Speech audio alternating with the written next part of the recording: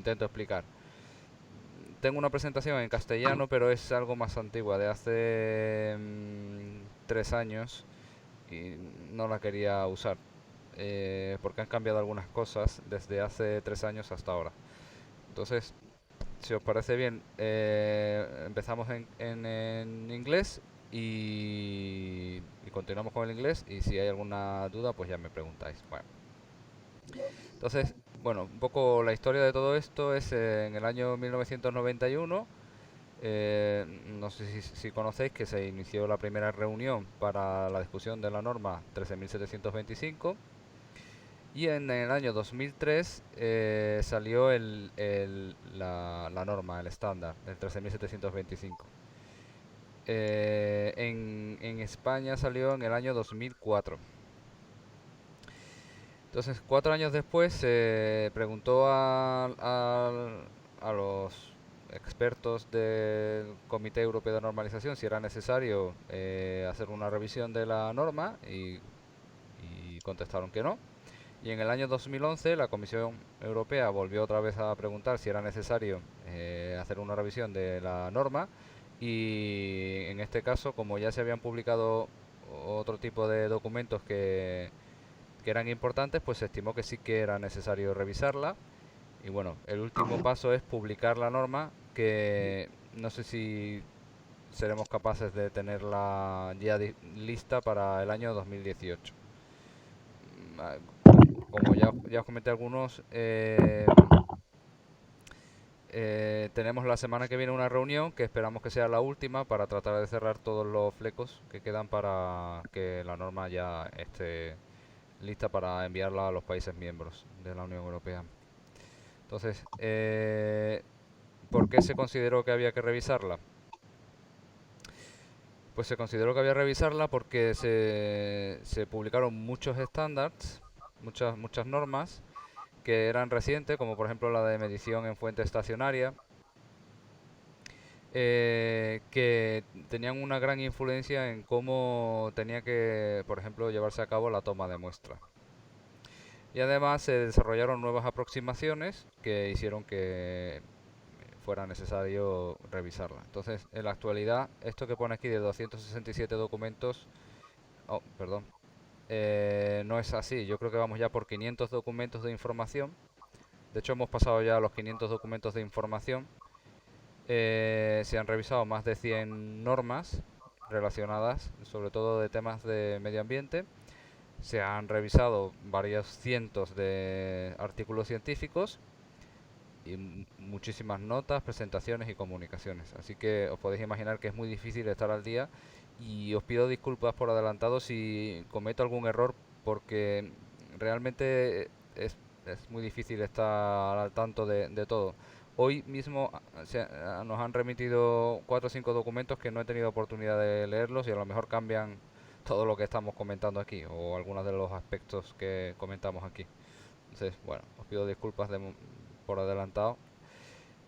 Bueno, para que veáis cómo son las reuniones del comité, pues esta es un poco una reunión del comité. Esto fue en Copenhague. Esta la seleccioné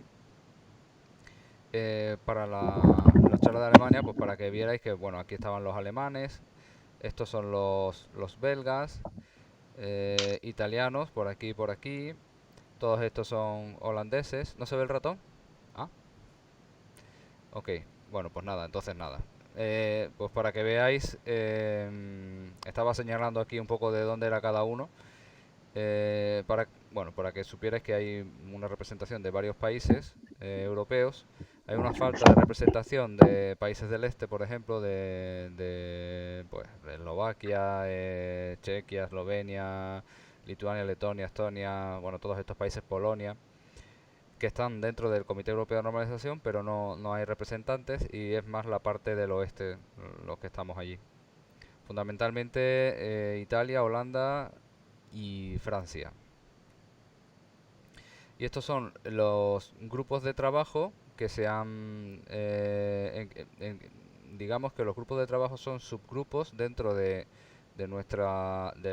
Comité Europeo de Normalización, y son subgrupos de trabajo pues para dividir un poco la tarea, para que sea un poco más fácil llevar a cabo la revisión. Os quería enseñar también, no sé si tengo por aquí, no. Bueno, mientras esto se conecta, quería enseñaros un poco cómo era la web, pero bueno, ya os la enseño en otro momento.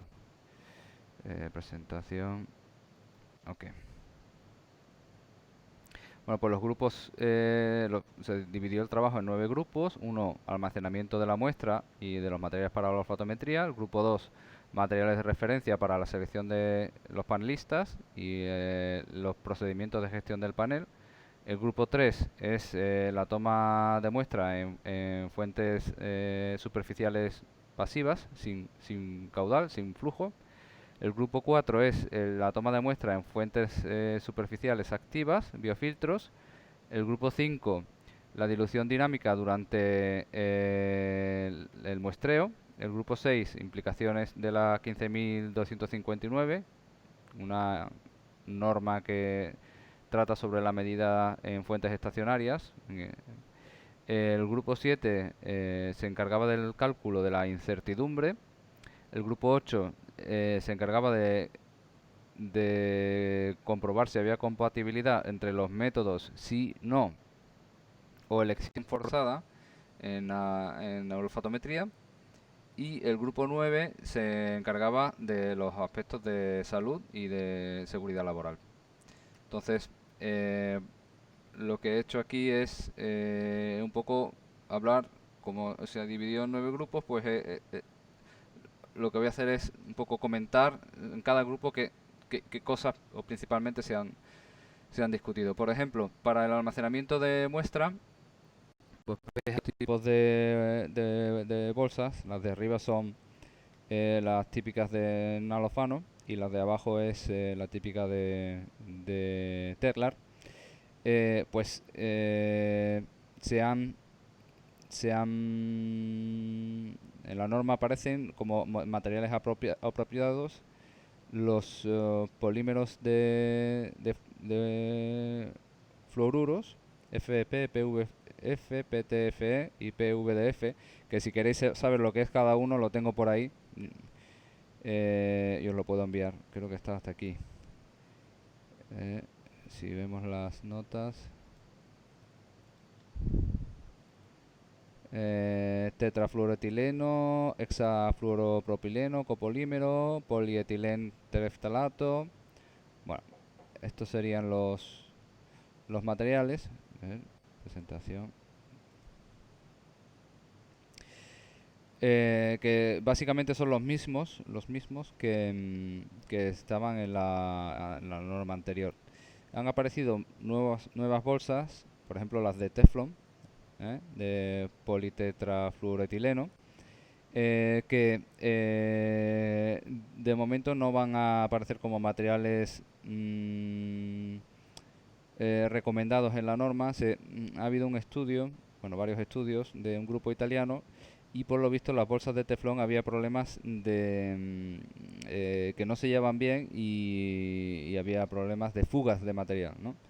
Entonces, esta bolsa de momento no aparece como en la lista de recomendadas, ni tampoco las bolsas de acero inoxidable, que también han aparecido recientemente. Bueno, ya sabéis que la empresa canadiense es Centroid, si no lo sabéis os lo digo, fabrica bolsas de acero inoxidable, que está muy bien, pero no se han incluido tampoco en la lista de materiales a usar en olfatometría.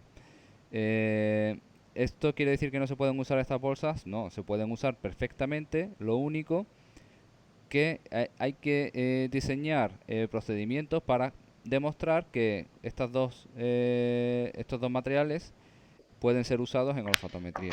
Llevando a cabo esos procedimientos se pueden usar sin ningún tipo de problemas. Simplemente no están recomendadas inicialmente.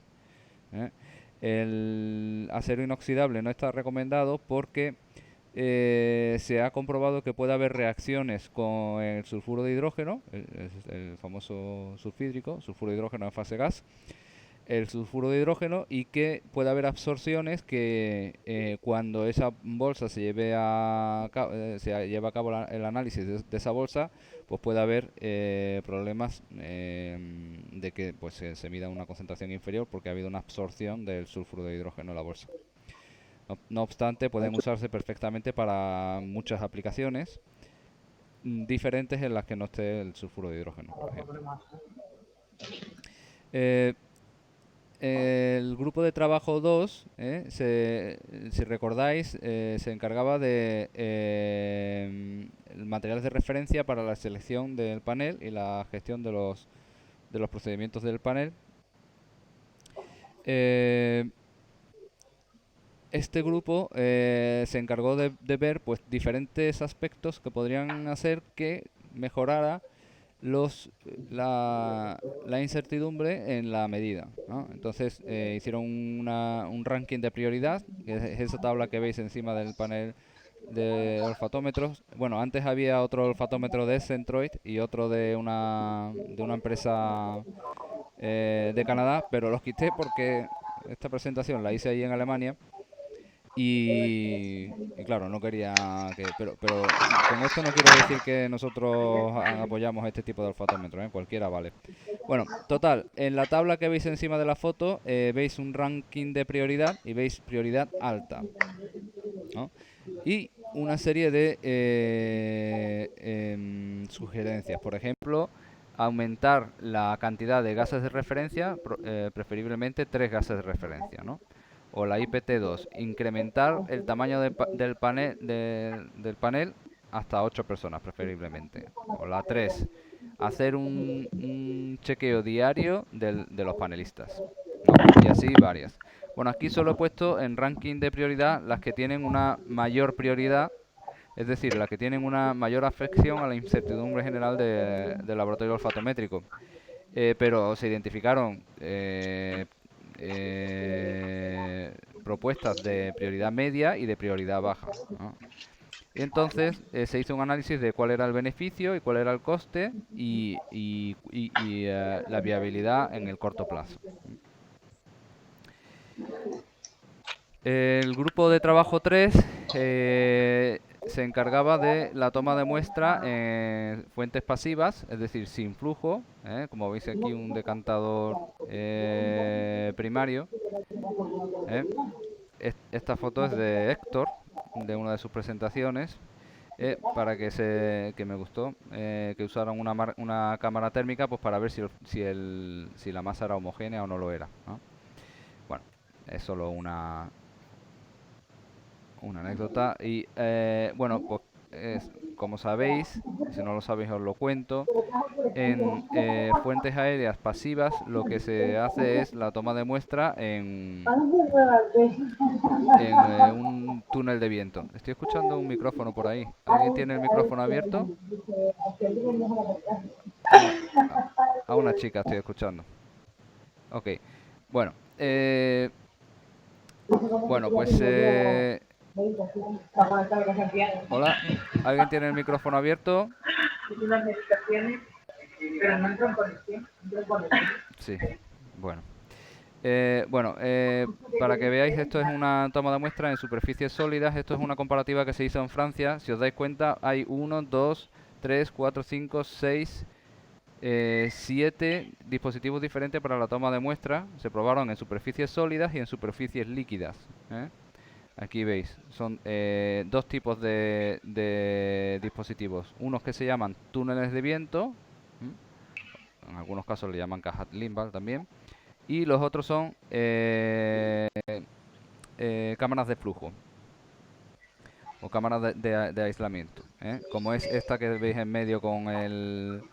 Es que no se me ve el ratón, ¿no? No se ve. Bueno, pues la que veis en medio es una cámara de flujo y, por ejemplo, la que veis a vuestra derecha es un túnel de viento. Y se comprobó, la idea aquí era ver cuál de los dos sistemas funciona mejor para la toma de muestra en superficie, ¿no? Entonces, mira, aquí hay pues las cámaras de flujo, es decir, dispositivos que tienen bajos caudales. En este caso, lo que se hace es que se mete una corriente de nitrógeno que entra dentro de la cámara y ese nitrógeno es el que se encarga de arrastrar los gases que se toman en la línea de salida y así pues se calcula la concentración de olor. El caudal de arrastre es bajo porque es el caudal que da la botella de nitrógeno. Y después están los dispositivos con altos caudales, que son los túneles de viento, que aquí hay pues varios modelos que se comprobaron en aquel experimento que se llevó a cabo en Francia, como comenté antes. Bueno, ¿y qué mostraron los resultados? Pero si os dais cuenta, en el diagrama bueno, hubo muchos resultados. Me he puesto aquí un poco un ejemplo, pero hubo muchos más resultados. Bueno, como veis, a la izquierda, en el diagrama de la izquierda, hay lo que se denomina dispositivos con bajos caudales, ¿no? Y a la derecha están los dispositivos con altos caudales. Si os dais cuenta, todos estaban en la misma superficie de agua, es decir, o en la misma superficie o en el mismo pila de compostaje. Es decir, que están todos en teoría midiendo lo mismo, pero si os dais cuenta, perdón, si os dais cuenta, esto que hay aquí es unidad de olor. Ah, perdón, sí tengo que describirlo. Lo que está en el eje de las IES es la tasa de olor en unidades de olor por hora por metro cuadrado. ¿Mm? Lo que está en el eje de las IES. Por ejemplo, en el diagrama de la izquierda hay una barra gris que corresponde a un dispositivo. En este caso era pues una cámara de flujo, y el caudal, o sea, la tasa que midió fue de 9000 unidades de olor hora por metro cuadrado. ¿Mm? Si os dais cuenta, varía mucho con respecto a un dispositivo igual, una cámara de flujo. En la barra verde, si os dais cuenta que está al lado, midió pues 1000 unidades de olor hora metro cuadrado. La diferencia es enorme entre uno y otro. ¿Mm? Y si os vais a la gráfica de la derecha, en este caso se usaron dispositivos con altos caudales, es decir, túneles de viento. Y si os dais cuenta, por ejemplo, la línea azul clarito ¿eh? Se midió en tres días diferentes. Esto que veis, serie 1, serie 2, serie 3, fueron 3 días diferentes. Por ejemplo, el primer día, en la serie 1, la barra que veis de color azul clarito, claro, pues ellos midieron pues una concentración, perdón, una tasa de entre 35.000 y 40.000 unidades de olor hora por metro cuadrado. Eh, si os vais a la línea de azul oscuro, pues serían unos 20.000 unidades de olor hora por metro cuadrado. Es decir, casi la mitad de lo que midió el dispositivo azul. Pero si comparáis los resultados de la gráfica de la derecha con los de la izquierda, se hicieron el mismo día, en la misma superficie de agua, y si os dais cuenta puede haber diferencias de un máximo de, de casi cero, eh, entre 0 y 1000 unidades de olor. Carlos, Sí, perdón. Carlos, una pregunta. Sí, Carlos, la pregunta, cualquiera de las dos gráficas, izquierda o derecha, sí, digamos en cualquiera de las series tienes tres barras. Esas sí, tres barras representan diferente equipo de medición sí, independiente, sabiendo que uno es de flujo bajo y flujo alto. sí, sí, De sí, esos, dentro de cada uno de los flujos son tres equipos diferentes sí, sí, sí, son tres equipos diferentes. de flujo alto. Sí, tres a la derecha de flujo alto y a la izquierda de flujo bajo. Ok, gracias. Bueno, la Ok. conclusión, la conclusión que... ¿Alguna otra duda con esto? No, Carlos, está bien. Ok. Muchas gracias. Bueno, la Gracias. conclusión que sacamos con esto, ¿cuál es? Que dependiendo del dispositivo que usemos, del caudal que usemos, pues vamos a tener diferentes resultados, con una variación enorme entre unos dispositivos y otros. ¿Mm? Esa es la primera conclusión. O sea, que tengáis claro que no es tan fácil medir la tasa de olor en superficies pasivas. Que depende mucho del tipo de dispositivo que se usa y también del caudal que se usa. ¿Ah? Bueno, entonces, como esto ya se sabía de antes, estos resultados son bastante impactantes, sobre todo si para el que trabaje en modelos de dispersión, pues que no es lo mismo meter 1000 unidades de olor hora metro cuadrado que 40.000, ¿no? Entonces, como estos resultados son bastante impactantes, ya se sabían de antes. En Alemania, ¿qué hicieron? Pues dijeron, mira, ya está, solo vamos a hacer un dispositivo. Y este que veis aquí, para los que no lo conozcáis, hay una norma, la VDI creo que es la 3880, es una norma alemana que define pues varios aspectos de la toma de muestra me quedan 2 minutos para terminar y mucha presentación, veremos a ver. Que define la toma de muestra en superficie, y los alemanes dijeron, bueno, pues mira, hacemos un dispositivo con unas determinadas medidas, un determinado caudal de arrastre y todo el mundo usa el mismo. Así que si nos equivocamos todos, pero por lo menos podemos comparar unas medidas con las otras. ¿Qué vamos a hacer? Bueno, y esto es lo que decía la norma alemana, pues que tenga unas dimensiones internas de 1000 milímetros por 500 milímetros por 130, una superficie al flujo de 0,5 metros cuadrados, una velocidad media de 6,4 centímetros por segundo, en fin, parámetros físicos. ¿Qué vamos a hacer ahora con la 13725? Pues nada de definir una geometría o un tamaño o nada de eso. Lo que vamos a hacer es, vale, puedes usar cualquier dispositivo que sea que tenga primero un caudal entre 0,05 y 0,2 metros segundos, un caudal de barrido entre 0,005 y 0,2 metros segundos. Ese es el único parámetro físico que se define.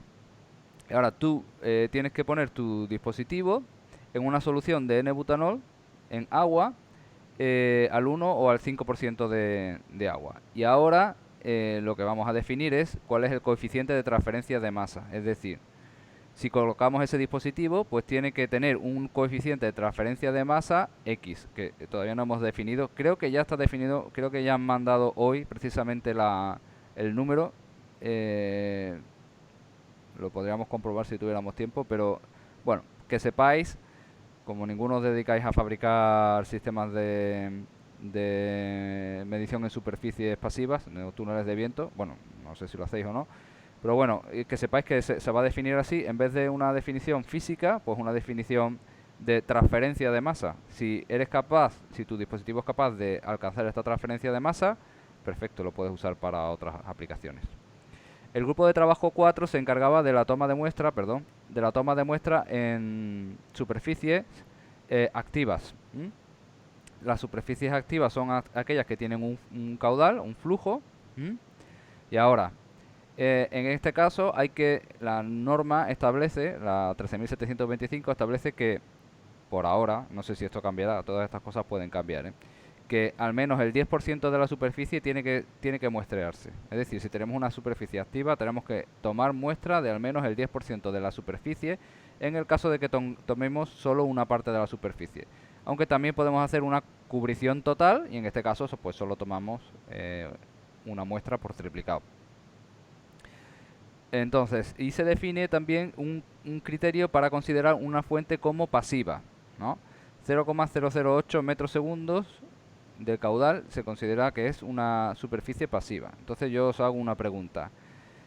Esto que veis aquí es un tratamiento biológico de una estación depuradora de aguas residuales o una planta de tratamiento de aguas sanitarias, que sabéis que tiene un flujo, sobre todo la zona óxica, no la anóxica. ¿Esto es una superficie activa o pasiva? A ver, alguien que enchufe el micrófono y me diga la respuesta. Toca medir. Carlos, esa sería pasiva si la velocidad es menor a 0,008 metros por segundo. ¿Alguna otra respuesta? Sí, bueno, nosotros en función del caudal que se mide o lo medimos con el método de la campana o con el túnel de viento.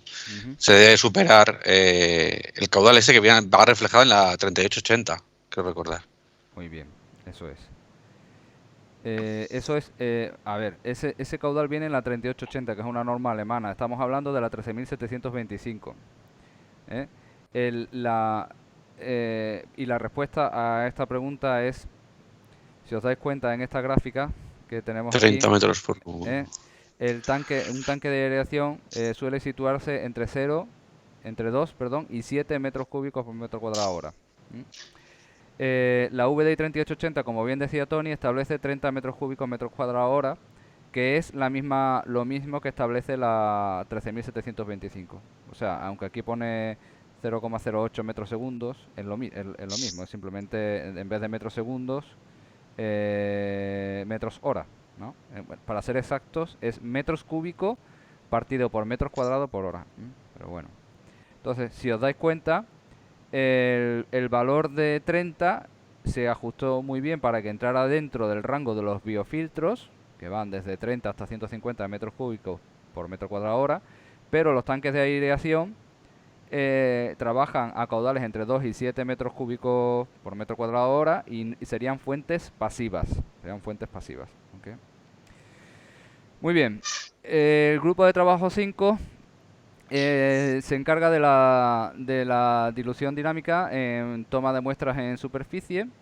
Y aquí, ¿sabéis qué? Perdón, en fuentes puntuales, en fuentes puntuales, me corrige Cintia. Y aquí, ya la VDI 3880, la norma alemana, hablaba de que había que tomar tomas de muestra de 30 minutos y la 13725 también habla de que por norma general hay que tomar muestras de 30 minutos. La 13725, la nueva, también habla de que hay que tomar triplicados. Aunque te deja la puerta abierta a que no tengas por qué tomar triplicados. O sea, te recomienda, te dice que se suelen usar triplicados, pero tú después ya, pues igual que la norma alemana, es exactamente igual. Y la toma de muestra, pues hay que intentar llevarla a cabo en malla, en grilla. Bueno, el grupo de trabajo 6, voy a ir un poco más rápido porque voy un poco mal de tiempo. Habla de las implicaciones de la 15.259, que es una norma que habla sobre la medición en fuentes estacionarias y que define, pues, por ejemplo, si vamos al punto 5, los principios, el 5.2, la sección de medida y el sitio de medida, el 5.3, el plan de medida y los objetivos de medida, el 5.4, la estrategia de muestreo. Todo eso se ha implementado dentro de la nueva 13.725 y se ha integrado con lo que dice esta norma. Entonces, de eso se encargaba el grupo de trabajo 6. El grupo de trabajo 7 se encargaba del cálculo de la incertidumbre de la medida. Entonces, esto ya es muy típico. Si veis la primera diana, esto es una diana y es pues como si fueran disparos que hacemos a la diana. Entonces, en la primera diana veis que hay una baja exactitud, hay una precisión pobre y una veracidad pobre. Es decir, hay una precisión pobre porque hay mucha dispersión en los puntos y una precisión pobre y una veracidad pobre porque si hicieras la media se aleja del valor real. En la segunda diana sigue habiendo una baja exactitud, pero hay una muy buena precisión porque todos los puntos están muy agrupados, pero una baja veracidad. Están muy alejados del valor real. Están alejados del valor real.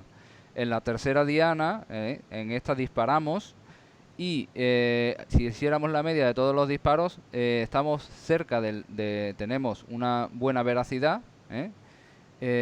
pero una muy mala precisión porque hay mucha dispersión en todos los puntos. Seguimos teniendo una baja exactitud. Y en la cuarta diana tenemos una buena exactitud, una buena precisión porque todos los puntos están agrupados y una buena veracidad porque nos acercamos al valor real. Pues en olfatometría igual. Tenemos una exactitud que depende de la precisión y de la veracidad. Y la precisión puede depender de la repetibilidad y de la reproducibilidad. Entonces, hay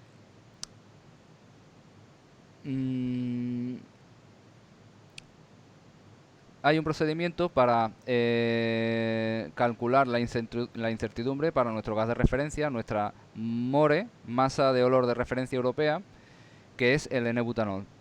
Con ese procedimiento nosotros vamos a ser capaces de calcular la exactitud para N-butanol.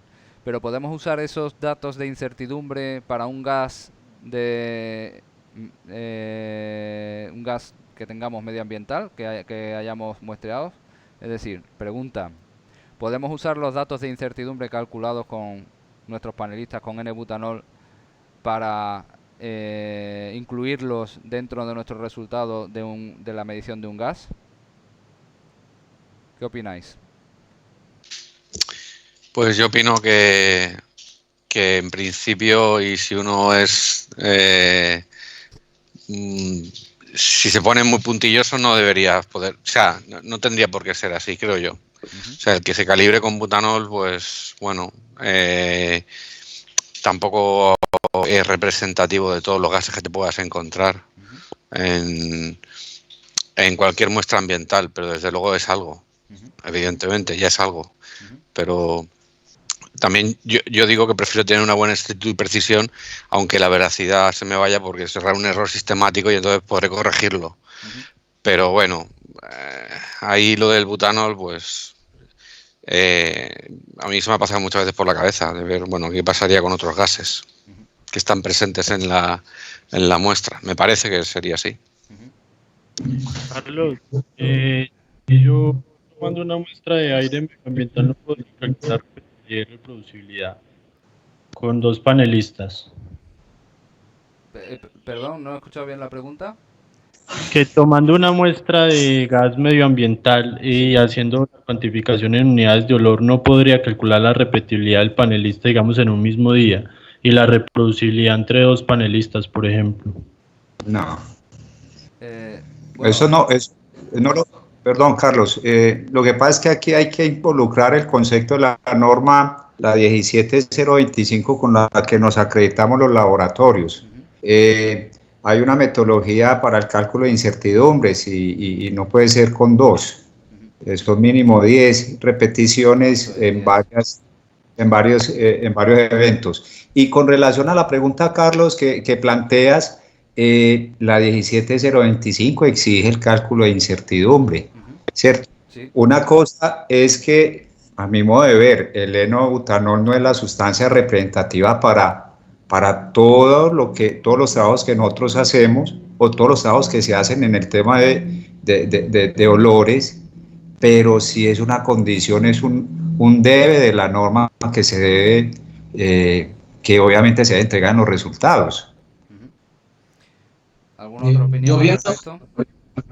Yo pienso que pues para conservar todo lo que se ha hecho o para poder traer a todo lo que se ha hecho hasta el momento, pues si se busca mirar si el N-butanol es el gas indicado o si se debería usar otro, pues toca buscar que esas sean bajo las mismas condiciones o que ese otro gas cumpla con las mismas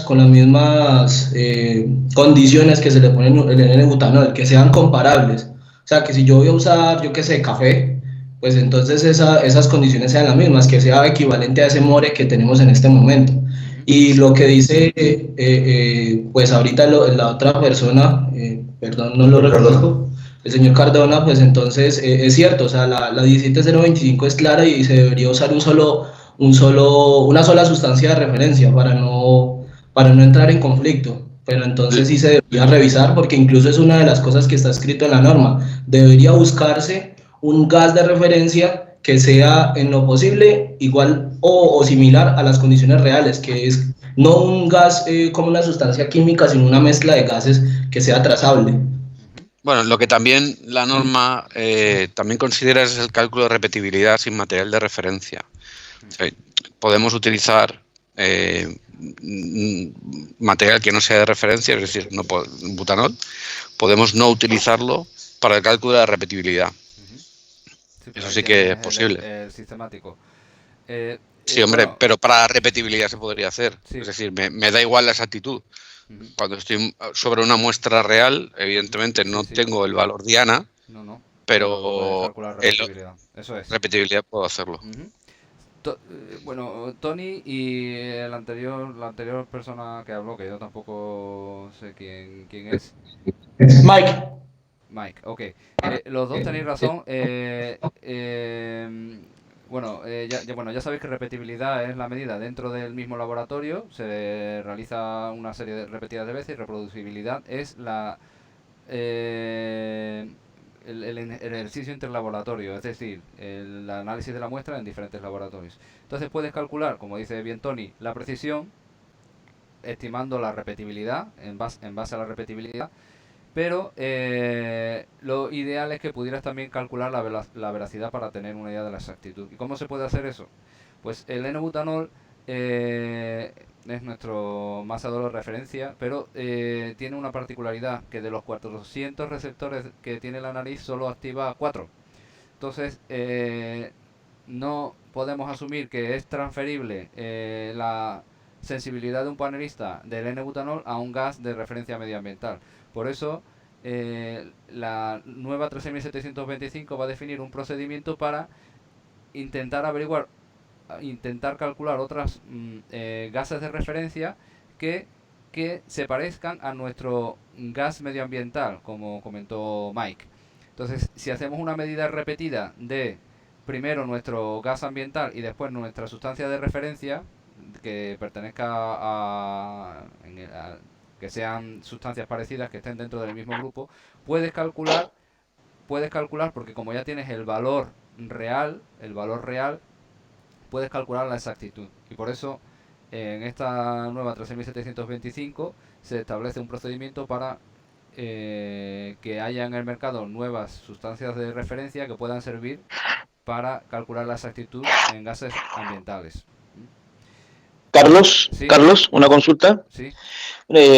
No sé si tocaron el tema en esa reunión, pero ¿cómo conversarían esta sustancia de referencia para la calibración de los panelistas, qué sé yo, para mejorar la precisión y exactitud del laboratorio, versus lo que nos comentabas del instrumental de muestreo, que ahí se utilizaría efectivamente la solución del N-butanol al 1 al 5%, entonces ahí también va implícito justamente la relación de la sustancia de referencia, que en ese caso va a ser para estandarizar el caudal que tendría que tener el túnel de viento. Bueno, eso no lo hablo aquí, pero sí que sí que se va a definir dentro. Es que son muchos aspectos los que recoge la norma y solo 30 minutos se supone que teníamos. Pero sí que hay un procedimiento para, si te refieres al caudal hay procedimientos para ir calculando la incertidumbre de cada uno de los procesos que ocurren durante la toma de muestra. Por ejemplo, durante la dilución. Hay ejemplos de cálculo para calcular la inestabilidad de tu dilución, de tu olfatometría, o si haces una dilución en la chimenea, y tu incertidumbre total de la dilución, e igual para otros parámetros. No sé si eso responde a tu pregunta, Héctor. En parte, sí. Yo entiendo que también hay una forma de calcular la incertidumbre dependiendo de la etapa en la cual está cada evaluación o cada medición. A lo que yo iba es, si se va a utilizar el cálculo del coeficiente de transferencia de masa para determinar si tu equipo cumple o no cumple en el fondo las condiciones para poder realizar la toma de muestra, y para ese cálculo del coeficiente de masa se trabaja con el N-butanol, entiendo que la lógica probablemente sería aplicar lo mismo que se aplicaría para el laboratorio, que en el laboratorio se tendría el N-butanol como material de referencia u otros gases X por definir. Probablemente hubiese que utilizar esos mismos gases X también para calcular el coeficiente de transferencia de masa y validar en el fondo el instrumento de la toma de muestra. Aunque yo creo que no es lo mismo, o sea, es mezclar dos cosas, porque efectivamente en las dos cuestiones está implicado el butanol, pero en uno estás realmente ensayando físicamente un sistema que te permite volatilizar un compuesto con esa constante de difusión, y tú al final lo que estás tratando es de objetivizar un diseño geométrico y un caudal, y lo estás uniendo en un coeficiente de difusión. Es decir, si al final todo esto lleva un coeficiente de difusión y da una horquilla concreta, y tú estás dentro de esa horquilla para un compuesto que es el butanol, pues se supone que tu equipo está validado para tu sistema de túnel de viento o de cámara de flujo, lo que sea, está validado. Ahora, eso es una cuestión, pero ahora estamos calibrando el olfato humano. O sea, estaríamos hablando del butanol para esta cuestión física, y ahora estamos hablando de otro, exactamente. Por eso digo que yo no veo la relación entre una cosa y la otra, porque también seamos si empezamos a reflexionar sobre estos asuntos del túnel de viento y todo esto, no sería también ideal acercarse a la realidad de lo que emite esa fuente cuando no tiene ningún túnel de viento encima. Es Sí, decir, de acuerdo. lo ideal no sería también tratar de imitar a la naturaleza, a la meteorología de esa zona, a los vientos que existen en esa zona y tratar de emitir lo mismo que se emite cuando no hay túnel de viento o cuando no hay sistema encima. Entonces, realmente como eso es un fenómeno físico complejísimo, que es muy particular de cada zona y de cada sitio, porque, claro, al final decimos, bueno, como no se puede ir a ese dato real, veraz, bueno, por lo menos que tengamos el mismo sistema de muestreo y que sea comparable. Comparable, ¿Sabéis? exacto. Ya, al final es que se busca eso, no se busca la veracidad, se busca la exactitud y la precisión, pero no tanto la velocidad, porque la veracidad es tratar de imitar a la naturaleza en ese momento o en esas circunstancias y ver cuánto se emite realmente, que eso es otra cuestión, que también se podría hablar mucho, de que todo esto está valorando un sistema de muestreo para emitir esto, pero luego, señores, está en la realidad de la física, de la meteorología, de la zona concreta, ¿es que se emite eso o no? Porque eso es otra cuestión.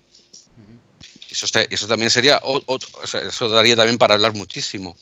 Entonces, Sí, tratemos simplemente de que por lo menos la regla que llevemos todos sea comparable y que todos miramos, ¿sabes? Llevemos el mismo sistema de medida y bueno, yo veo que luego el butanol con los panelistas, o sea, a la hora del calibrar olfato humano, si se añaden más mezclas, se hará más representativo que realmente pues los panelistas sean un poco que digamos que tengan varias gases para que se puedan comparar entre ellos y que sean comparables un panelista y otro, que es lo que al final se está buscando, que haya una objetividad en todo esto.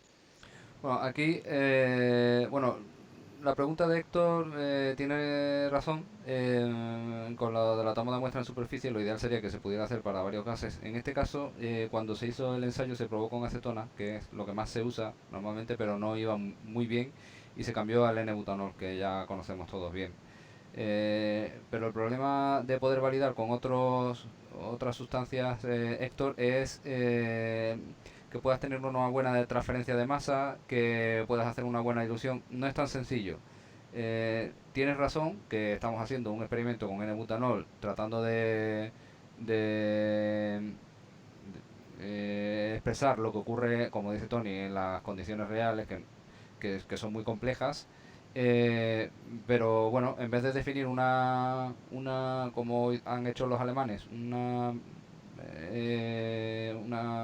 dimensiones físicas, un caudal y tal, pues lo que se ha hecho es sí. definir una masa de transferencia. Con respecto a lo que dice Tony, ya visteis antes los dispositivos de altos caudales, bajos caudales. Al final lo que se ha optado es por un túnel de viento con un caudal con lo que se llama un bajo caudal de arrastre. ¿Por qué? Porque de esa forma se imita un poco más los fenómenos de arrastre de viento de la naturaleza. Por supuesto, después puede haber otras velocidades y tal, pero al final lo que se ha optado es por un túnel con un bajo caudal de aire. Si os parece, vamos a avanzar. Me parece interesantísimo todo lo que estáis diciendo, pero tengo que terminar la presentación y después, si queréis, seguimos hablando de esto, que me parece muy interesante lo que habéis planteado. Entonces, con esto de la incertidumbre, pues se podía calcular la precisión y la veracidad para N-butanol, pero bueno, como hemos visto, el N-butanol solo activa unos 4 receptores de la nariz, hay 400, y no tiene por qué ser transferible los resultados con N-butanol, las incertidumbres, a la de otros gases. Entonces, para ello, bueno, como os comenté, se va a definir un procedimiento para hacer nuevos gases de referencia. Si os animáis a hacer nuevos gases de referencia, pues bueno, os animo a que lo hagáis, y a ver si sabéis que somos un mercado pequeño, pero no estaría mal que hubiera más gases de referencia además del N-butanol. Puede ser una oportunidad de negocio. Lo que se hace es ajustar la selección de panelistas con otros gases de referencia que activan otros receptores olfativos. El grupo de tareas 8 se encargó de comprobar la compatibilidad de los métodos sí, no y elección forzada. Como sabéis, Os lo explico rápidamente. El método SINO consiste en un olfatómetro en el que solo hay un puerto, como el que, por ejemplo, veis arriba del todo. Antes había otro olfatómetro de Centroid, pero lo quité porque esta conferencia, lo digo para que Jairo, no sé si está por ahí, o Jaime, no se me enfaden. Me gusta poner diferentes modelos, pero esto como lo planeé para la conferencia de Olfasense, tampoco les quería enfadar mucho y por eso veis aquí dos de Olfasense y este es de una empresa canadiense. Bueno, pues en la foto de arriba veis un olfatómetro con el método de elección sí, no, es decir, pasa el gas, solo hay un puerto, puede pasar el gas, el odorante o puede pasar el gas sin olor. Cuando pasa el odorante, pues el panelista dice sí, y si pasa el gas sin olor, el panelista dice no. Y el método de elección forzada es el que veis abajo, en la imagen de abajo. Este es un olfatómetro canadiense de la compañía Consumai. Y en este caso hay dos puertos. Entonces por uno pasa el odorante y por el otro pasa el gas sin olor. Y tienes que elegir en cuál de los dos puertos hay olor. Entonces, como eran dos métodos diferentes, se compararon a ver si podría haber diferencia de resultados, pero se comprobó que no hay diferencias y puedes usar uno u otro método dependiendo de otros parámetros, dependiendo de otras razones por las que quieras usar un modelo u otro, pero no en base a los resultados. Arrojan los mismos resultados usar estos dos métodos en la olfatometría. El grupo de trabajo 9 se encargaba de la salud y los aspectos de seguridad laboral. Se examinaba la toxicidad, los miembros del panel, los técnicos que hacen la toma de muestra, pues si estaban seguros en la toma de muestras, si la plataforma es segura, si durante el transporte no puede abrirse una bolsa y la persona que está conduciendo pues tener algún problema de salud. Entonces todo esto se ha mirado el grupo de trabajo 9 y gracias por vuestra atención. Feliz día de San Valentín, que es aquí en España, Día de los Enamorados, 14 de febrero. Estoy abierto a preguntas y a dudas, que si queréis, más que preguntas y dudas, abrimos una mesa redonda y comentamos lo que queráis. Y bueno, aquí tenéis al señor Donald Trump. Yo quiero a nuestro lado del muro, al lado del amigo. Esto era lo más gracioso que había. Entonces, para los que todavía no estéis en el amigo, os quiero con nosotros. Y bueno, venga, contadme. Bueno, primero, Carlos, muchas gracias por todo el repaso que nos has dado a todas estas cuestiones y que, bueno, la verdad es que se agradece que se traten cuestiones técnicas aquí y ya lo hemos hecho ya en alguna ocasión y bueno, esto es una más, muy buena, por cierto. Una pregunta, en todas estas cuestiones, el tema de los niveles guía de concentración de olor en emisión, ¿esto es una cuestión que tú has visto que se mueve, de que se hagan cosas y tal, o cómo ves ese tema? Bueno, eso ya va más en el lado de la legislación, o sea, todo lo que son niveles guía. Aquí estamos en estandarización, en normalización. Sí, ya está claro, pero bueno, al final y al cabo forma parte, es una incógnita que forma parte de la ecuación. Te quiero decir, Sí. podrás hacer muy bien el resultado y no, ¿esto cuánto te da? 7. Venga, interpreta. Porque el que está al otro lado del informe le tienes que explicar eso que es. Bueno, entonces esto huele o no huele.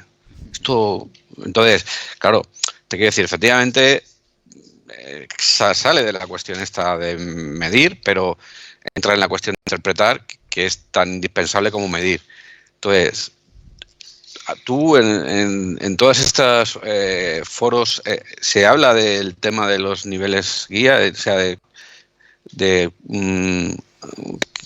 qué tal están, si se piensa hacer algo con ellos o se va a hacer esas cuestiones. ¿Tú oyes algo?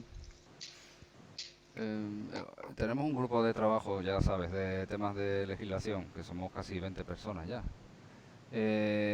Hablando de niveles guía, o como le llaman ellos, OIC, Other Impact Criteria, criterio de impacto por olor.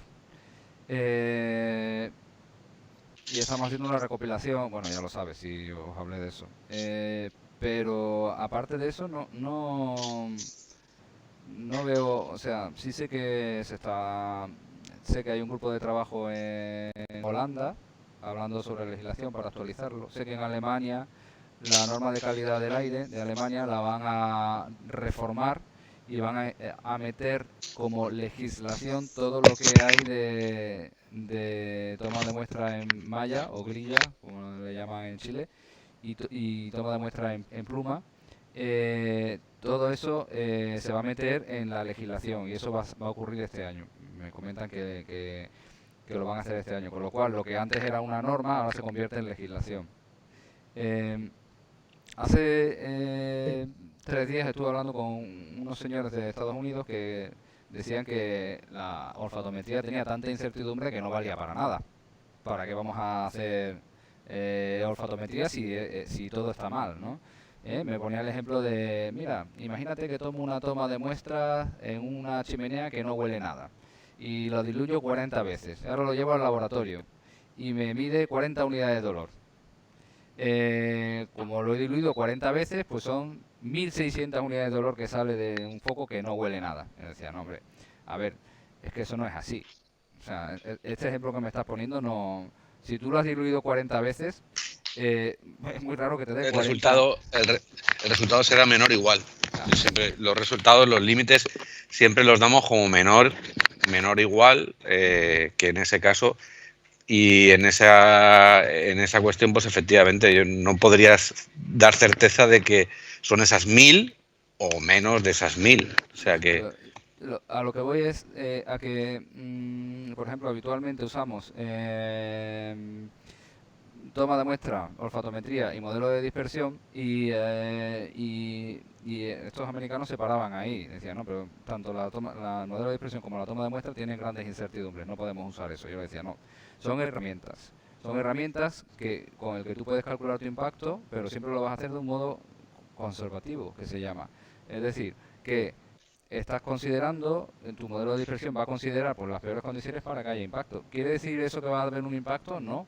No tiene por qué haber un impacto, todos sabéis que no tiene por qué haber un impacto. Y por ejemplo en Alemania una cosa que se hace es decir, vale, pues si esta incertidumbre es tan alta, vamos a hacer la 16.841 y vamos a hacer una estimación real de cuál es el impacto, ¿no? Y esa estimación es una segunda aproximación que no se puede hacer habitualmente porque el coste es mayor, pero que cualquier actividad que tenga un problema de que haya hecho su medición y haya impacto, pero sin embargo ellos estén convencidos de que no hay impacto, pues una segunda oportunidad que le llamo yo, con un menor error. Mira, decir eso yo te lo digo porque... 16.841? No, pero yo te lo digo porque al final, si tú... yo no sé cómo, o sea, estos niveles guías salieron de estudios dosis-efecto. Es decir, yo no sé lo que realmente a lo mejor en admisión está llegando en la zona donde, ¿vale? Tendré mi horquilla de incertidumbre, que si le sumo el modelo, le sumo tal, pero si hago un estudio sobre las personas que viven allí, que están sometidas, según el modelo y el estudio, a no sé qué concentración de dolor en admisión, y yo hago eso repetidas veces, en repetidas situaciones distintas, con un método de medición siempre homogéneo, estandarizado, que pueda ser comparable en esos distintos casos, pues a lo mejor sí que podría acercarme a decir que cuando unas personas sufren, según mi modelo, según mi estándar, según mi método, no sé cuántas concentración de dolor en admisión, pues ellos me reportan que están hasta las narices de la instalación. Entonces diré, bueno, pues entonces, efectivamente, cuando me encuentro esta concentración de dolor, parece que la gente está muy cansada de esa contaminación odorífera. O sea, eso que es lo que yo entiendo que es como se debe construir los niveles guía. Yo no sé si alguien en un momento dado se va a plantear, cuando digo alguien, claro, esto debe ser una iniciativa bastante corporativa, o sea, bastante general. Desde aquí tiene que estar implicados muchos intereses, porque claro, es de interés común que al final entre todos saquemos pues una buena guía de interpretación de los estudios de olfatometría, ¿no? Entonces, bueno, a mí me gustaría, sería bastante deseable que esto formase parte de algún tipo de iniciativa que tuviese algún, no sé, algún organismo o algún conjunto de empresas o no sé, que estuviese en las tareas pendientes de este tipo de, no sé, de organizaciones que al final, pues efectivamente, es que nos sirven a todos. Carlos, una pregunta. Son dos cositas, de pronto ahí sobre lo de la presentación. En el grupo de trabajo que revisó la 13725, ¿se ha considerado el tiempo de análisis o el tiempo que tiene que transcurrir desde el muestreo hasta la toma de muestra? ¿Eso se ha considerado? ¿Ha pensado que no ha cambiado y sigue con 30 horas. 30 horas? Sigue igual. Y eso, digamos, es que nosotros conocemos, pues, si no, o sea, me corrigen si estoy equivocado, los alemanes tienen un concepto y es que están como en el rango de 6 horas aproximadamente entre el muestreo y el análisis, porque han encontrado cambios, alteraciones en la muestra desde cuando se superan aproximadamente unas 10 horas. De hecho, eso creo que se publicó en la página de dolores.org, ¿no? Sí, eso es un estudio que hizo Héctor, muy interesante, yo recomiendo que leáis sobre cómo varía la concentración de olor medida con respecto al tiempo. Eso está en olores.org y está la presentación de Héctor, que seguro que tiene mucho que decir. Si queréis os leo exactamente lo que dice, porque no dice que es 30, solo que es 30 horas, sino que cita algunos ejemplos en los que 30 horas es un tiempo demasiado alto como para que se lleve a cabo la toma de muestra, Entonces, bueno, de memoria me suena a fundiciones, el típico olor que desaparece rápidamente. No sé si Héctor tiene por ahí algún, que eso han hecho muchas estimaciones en 6 horas y seguro que tiene muchos ejemplos de actividades que no van bien en las 30 horas, ¿no, Héctor? Sí, mira, principalmente nosotros hemos hecho varios estudios en los cuales vamos evaluando justamente los tiempos entre la toma de muestra y el análisis. Normalmente tratamos de centrarnos en lo que dicen los alemanes, que los alemanes hablan de estas 6 horas. Si tú te excedes esas 6 horas, la recomendación es que evalúes esa variabilidad y la consideres para finalmente establecer el número real de la concentración, que posteriormente va a ser un análisis. Entonces, nosotros para una misma muestra, por ejemplo, de una planta de subproducto de animales, nosotros hemos hecho el análisis a las 6 horas, a las 12 horas, a las 24 horas, y normalmente se da que en el 95% de los casos, mientras el origen de la carga odorante que estamos evaluando sea orgánico, existe una alta probabilidad de una alta degradación justamente de la concentración de la muestra. Entonces, efectivamente, hemos visto principalmente en la industria de crianza de animales, en la industria de compostaje, en la industria del rendering, le llamamos nosotros, que es estos digestores de generación de harina, harina de pluma, harina de hueso, etcétera, de los distintos subproductos. Normalmente al cabo de las 10-12 horas ya se tiene una reducción de casi un 50, un 60%. Entonces, nuestra experiencia, nosotros vemos que depende del tipo de actividad, nosotros nos vamos ajustando a ciertos límites o a ciertos tiempos. Siempre es recomendable, mientras más agotado el tiempo, mejor. Nosotros tenemos acá en Chile 2 normas, que una es la de muestreo y la otra es la de análisis.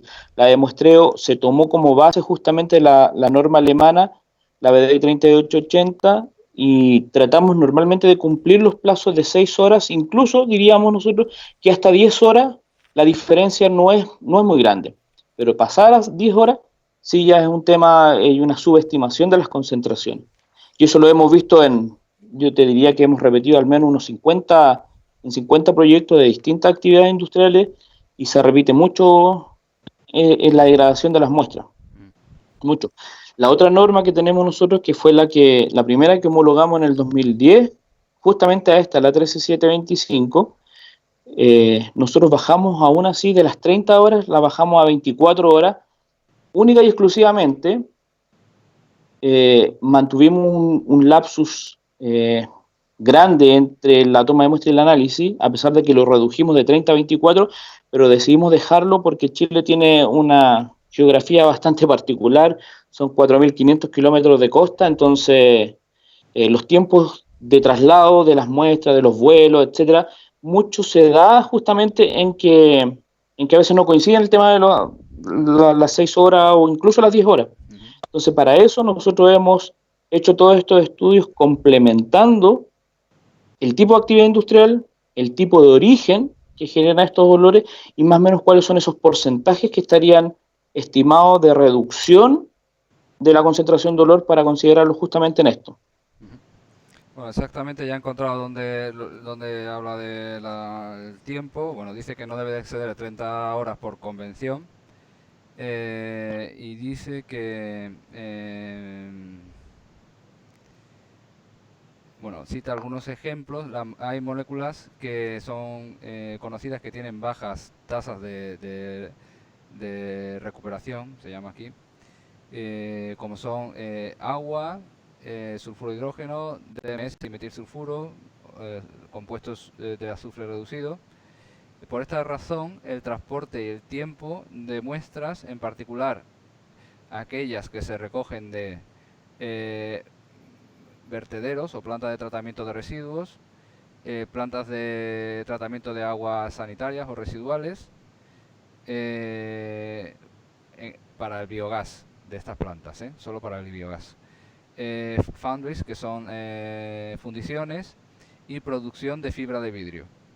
Estos son los 4 ejemplos que aparecen, que aconsejan reducir el periodo que transcurre entre la toma de muestra y el análisis. Muchas gracias por la aclaración, sino que, bueno, es algo que quería resaltar porque es un tema que le aporta la incertidumbre que se estaba hablando anteriormente para determinar pues la concentración real de las muestras, pero muchas gracias por la aclaración. Bueno, Otra cosa. solo una puntualización. En Alemania, como sabéis, son 6 horas, en Holanda creo que también son 6 horas. Pero allí hay muchos países, entonces no todos eran tan valientes como para poner 6 horas, ¿no? Es muy difícil alcanzar el consenso entre personas de diferentes países y de diferentes ámbitos, y por eso al final se ha quedado en 30 horas. No sé si se cambiará en la reunión de la semana que viene, pero creo que no. Es importante, claro. Sí. Lo otro Carlos, disculpa, tú sabes que, bueno, en Suez también hay una representación que está en el comité. Nos decían alguna información de que el tema de los números de panelistas también estaba, se discutía, ¿no? Sobre el tema de 8 panelistas. De momento sigue 4. Se ha discutido siguen mucho. 4, ¿no? Pero se ha discutido mucho sobre ese tema, ¿cierto? ¿No? Sí, se ha discutido. Hay una chica de Suez, pero ha venido 2 veces, no ha venido más. Catherine será, sí. ¿no? Pero vino hace algún tiempo y ya no la he vuelto a ver, pero creo que tiene acceso. Cosa importante. Podemos hacer entre todos lo que se llama un grupo espejo, en el que vosotros todos tenéis acceso a toda la documentación que hay en el Comité Europeo de Normalización. El acceso es online, si queréis os enseño cómo es el acceso, y después podemos tener este tipo de reuniones para discutir detalles y puede ser más positivo. Hay grupos de espejos en Alemania, en Francia, en Holanda. En este caso sería el grupo espejo de España, porque es AENOR la entidad que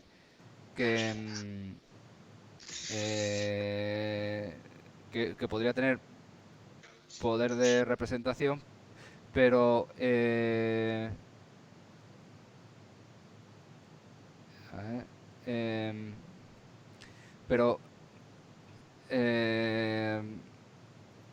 se puede acceder desde cualquier país. O sea, Chile puede acceder, Colombia puede acceder, Argentina puede acceder. Si estáis interesados, solo tenéis que preguntar a vuestra entidad de normalización nacional que os den acceso al grupo de trabajo 2 del Comité Europeo de Normalización. le solicitáis a vuestra entidad nacional y vuestra entidad nacional ya se pone en contacto con el Comité Europeo de Normalización para daros las claves para acceder a toda la documentación. Entonces, no solo debatimos sobre lo que yo he expuesto, sino que debatimos sobre toda la documentación que está allí en la web. Carlos, una pregunta rápida. Mencionaste un grupo de trabajo 9 con unos temas relativos a la salud, pero en la exposición no lo tocaste. ¿Hay algo importante de ese tema? Bueno, se han incluido varios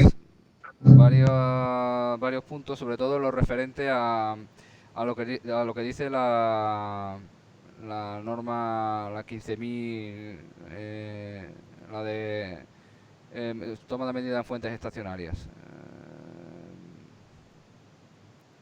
La 16.000, la 15.259.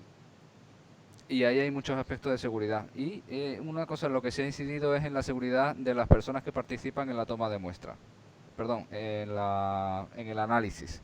Es decir, que tienen que tener muy claro por seguridad qué tipo de muestra es la que se recibe, para que no haya problemas de riesgos a la salud de las personas que participan en la evaluación de la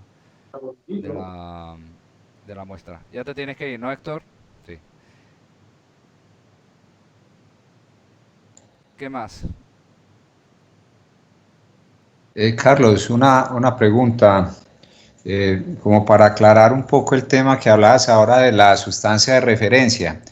Nuestra norma colombiana, que es la NTC 5880, es tomada de la española, la N13725 del 2004. En esta norma pues habla del N-butanol como sustancia de referencia y como lo explicaste, ¿cierto? Pero en la misma norma habla de sustancias de no referencia. Y la diferencia entre una y otra es que a la sustancia de referencia se llega hasta el sesgo, hasta la veracidad, hasta el cálculo de la veracidad. Lo que de pronto es la aclaración o la interpretación que le estoy dando para que tú me lo confirmes o me lo aclares, es que lo que busca la modificación de esta norma es que estas sustancias, o van a haber algunas sustancias de no referencia, a la cual pues se le hace todo el procedimiento de exactitud en términos de repetibilidad y reproducibilidad, se le incorpore el tema del cálculo del sesgo, de la veracidad. Finalmente ese es el concepto. Sí. Bueno, ya lo comentó Tony, que con una sustancia que no conocemos, lo único que podemos llegar es la repetibilidad. Correcto. Pero no vamos a llegar al sesgo. Pero en este caso, introduciendo, la idea es que haya más sustancias de referencia, no solo el N-butanol, sino que haya otras sustancias que activen grupos funcionales de nariz similares a los que puedan activar un gas medioambiental que podamos tener. Otra manera de calcular ese sesgo es mediante ejercicios interlaboratorios. La norma te establece que si varios laboratorios miden un gas medioambiental, pueden calcular, puedes establecer el valor real como la media de los valores que hayas medido en los diferentes laboratorios. O sea, es una aproximación un poco forzada, pero puedes estimar que ese es el valor real. O sea, podrías hacerlo siempre que mandes la misma muestra gaseosa, se analiza en el mismo tiempo en varios laboratorios. Es decir, la reproducibilidad, tomar ese valor como dato real. Es una de las cosas que puedes hacer. Pero si no tienes eso, porque eso es muy difícil hacerlo, lo mejor es eso, pues trabajar con un gas que active los grupos funcionales parecidos a los que active tu sustancia que quieres analizar y calibrar a tus panelistas con este gas. No tienes por qué calibrarlos con N-butanol. Puedes hacerlo con este gas y ya está, o calibrarlo con los dos. Hay un procedimiento para establecer la incertidumbre con la calibración solo con N-butanol, con dos gases o sea, como quieras. En cualquier caso, este gas está calibrado con respecto al N-butanol. O sea, el procedimiento establece que al final el gas de referencia es el N-butanol. O sea, que te tiene que dar una misma respuesta que aquella que den los panelistas con N-butanol. Ya, Carlos, perdón. Disculpe, me excuso, tengo que ya retirarme. Un gusto haberlos saludado a todos, participar con todos ustedes. Carlos, muchas gracias por tu presentación y bueno, ahí los dejo discutiendo estos temas que son interesantísimos. Yo tengo 5 minutos también y... Gusto a todos. Venga, hasta luego, Héctor. Listo, adiós a todos. Carlos, ven, yo voy a hacer una propuesta. Porque es que tocaste un tema ahora y sé que ya todos estamos en el tiempo y me gustaría mucho como proponer unas secciones técnicas de discusión donde podamos por lo menos compartir experiencias y obviamente discutirlas acerca de que si son siendo válidas o no, pero no lo deberíamos hacer dentro de la reunión regular del amigo porque son reuniones bastante limitadas y con mucho contenido. Entonces, no sé si explorar esos espacios de la charla técnica, amigo, y convidar y invitar gente que de pronto puedan estar contando, nosotros participar también con experiencias para que las vamos discutiendo. Es que a raíz de tu presentación me parece que hay muchos temas que se quedaron ahí pendientes de poderles dar un desarrollo, así no sea propiamente la misma modificación de la norma, pero sí hay cosas complementarias que uno pudiera estar trabajando en estas secciones técnicas de la asociación. Bueno, como he comentado, lo ideal sería que tuvieras acceso a toda la documentación y eso lo puedes hacer, Jaime, hablando con tu entidad de normalización, que es Icontec. No, ¿cuál es la vuestra? Es Icontec. Icontec, eso es. Pues hablando con Icontec y que La UNAC. Exactamente, hay dos, creo que en Colombia, eso es. Robert también tiene razón. Y que ellos os pongan en contacto con la ISO, International Standard Organization, y a través de ahí acceder al grupo de trabajo y tener toda la documentación. Porque que solo escuchéis mi perspectiva, primero, me puedo equivocar, bueno, seguro que me he equivocado en alguna historia. Y solo tenéis mi versión, a lo mejor hay otros que vosotros leéis otras cosas y os parece interesante otras cosas y no tiene por qué ser que hablemos de esto. De hecho, la norma habla de muchísimas cosas. Entonces, yo recomendaría, Tony, te recomendaría, si quieres, te puedo poner en contacto con la gente de AENOR para que tengas acceso a toda la documentación. Desde luego no vas a tener tiempo de leerlo todo, porque es muy complicado, pero por lo menos estar un poco al día.